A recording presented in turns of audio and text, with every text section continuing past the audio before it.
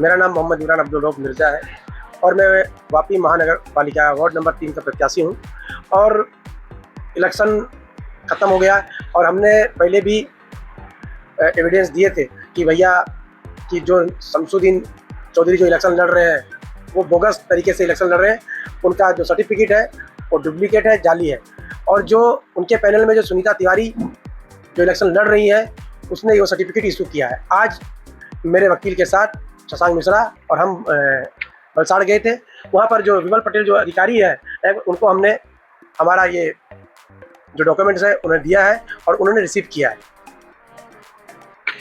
और इस संदर्भ में बोलना चाहता हूँ कि जो सुनीता तिवारी जो स्कूल चला रही है वो पूरी तरीके से बोगस और बीजेपी के महिला मोर्चा के प्रेसिडेंट है। भारतीय जनता पार्टी के लोग ऐसे लोगों को ही प्रमोट करते हैं और जो उनके लिए काम करते हैं ऐसे डुप्लीकेट सर्टिफिकेट देते हैं लोगों को। समाज में जो बच्चे पढ़ाई के लिए जाते हैं ऐसे गुमराह करते हैं, ऐसी फॉल्स सर्टिफिकेट के बांटती फिर रही हैं और इन पर कायदेसर FIR होना चाहिए। हमने सरकार को मांग भी किया है, प्रशासक को मांग किया है, उन्होंने इसको संज्ञान में लिया है।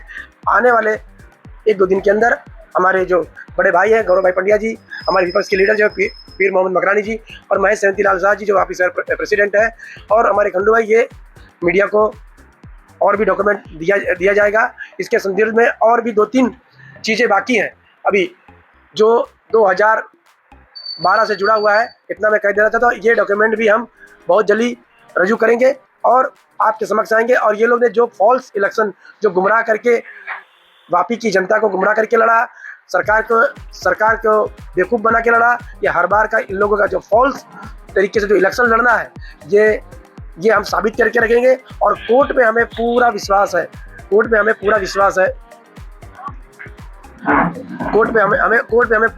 है कि जो हमने डॉक्यूमेंट दिया है वो एकदम रियल डॉक्यूमेंट है।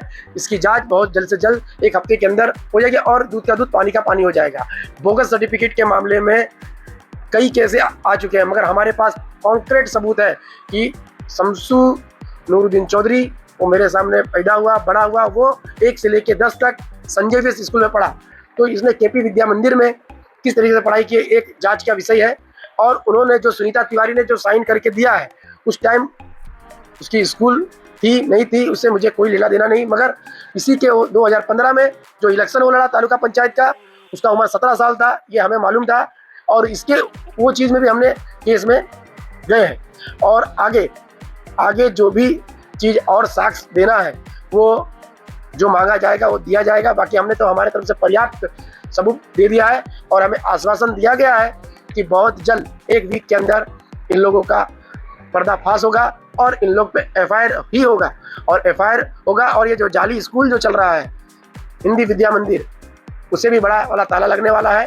और सुनीता तिवारी जी पे भी केस होगा कि उन्होंने टिकट के लालच में ये जो सर्टिफिकेट शमसू नूरुद्दीन चौधरी के बाप बेटे की जो जोड़ी है उनको दिया है, उनके कहने पे उसका इनाम इनको सरकार देगी। सरकार जांच में लग गई है और हम तपास की मांग LCB से करते हैं। LCB इसको तपास करे और जल्द से जल्द इसका पर्दाफाश हो। जय हिंद, जय भारत।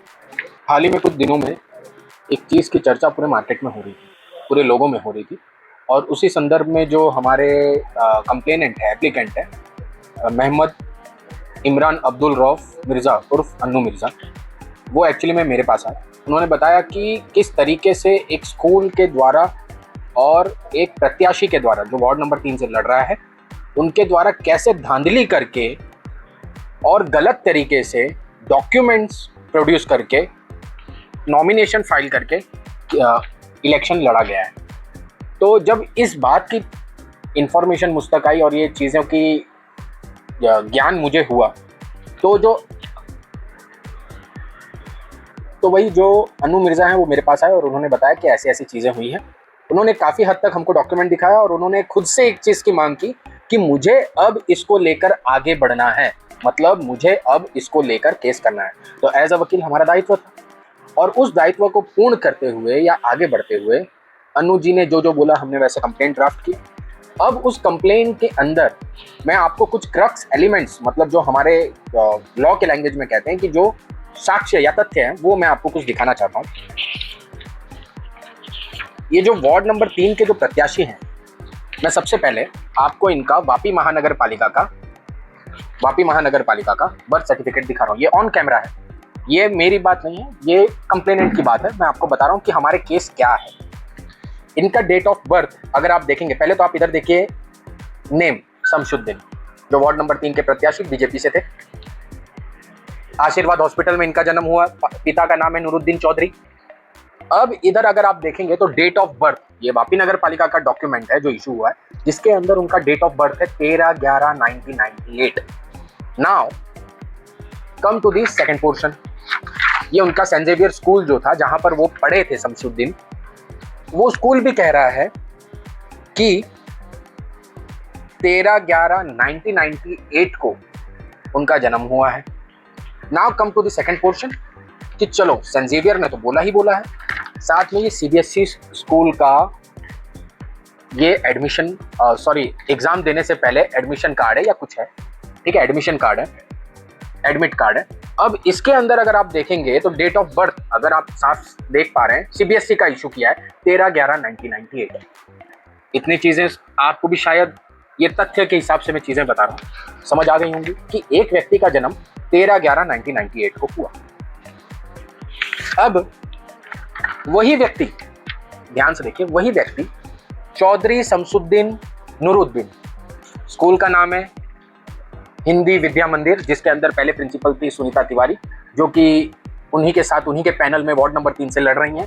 तो चीजें कुछ ऐसी है कि अब शमशुद्दीन का जो जन्म है वो 1998 में नहीं, जन्म तिथि अंकों तथा शब्द में 16/3/1994 में हुआ।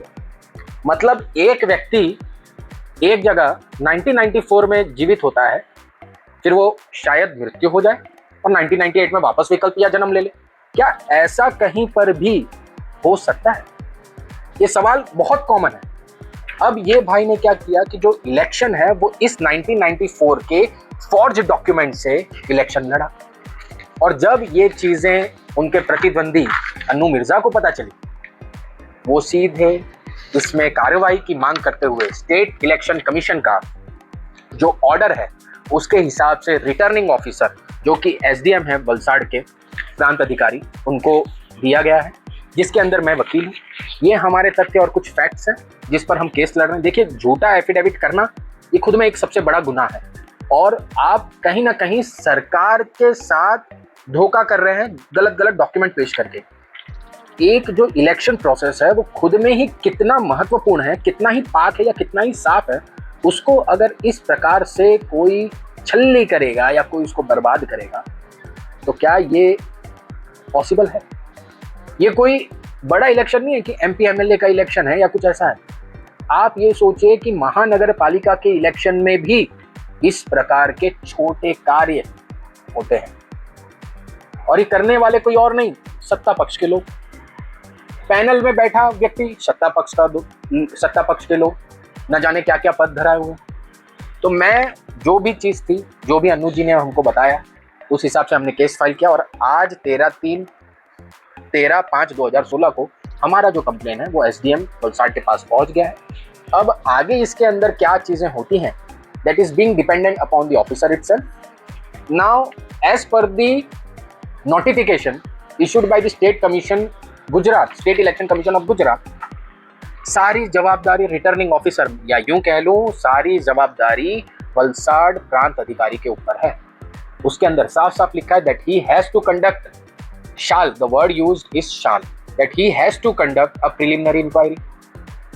अब जब हमने जो ये तथ्य और ये फैक्ट्स रख दिए हैं, तो अब उनको प्रिलिमिनरी इंक्वायरी करनी है, और शायद इतने डॉक्यूमेंट इनफ हैं कि एक बोलते हैं ना प्रूडेंट व्यक्ति, a prudent man can know, a layman जिसको नॉलेज नहीं है वो खुद जान सकता है कि ये तो धांधली वाकई में है। तो इसी के हिसाब से हमने कंप्लेंट फाइल की है, और आगे अभी ये कोर्ट का मामला है और ये रिटर्निंग ऑफिसर का मामला है, जिसमें हम ज़्यादा कटाक्ष नहीं करना चाहते हैं। जो भी हमने आपको बताया that is the fact of case, और उसी पर हमारी लड़ाई है, और आगे जो होगा वो हम आपको बताएंगे। जय भारत, जय।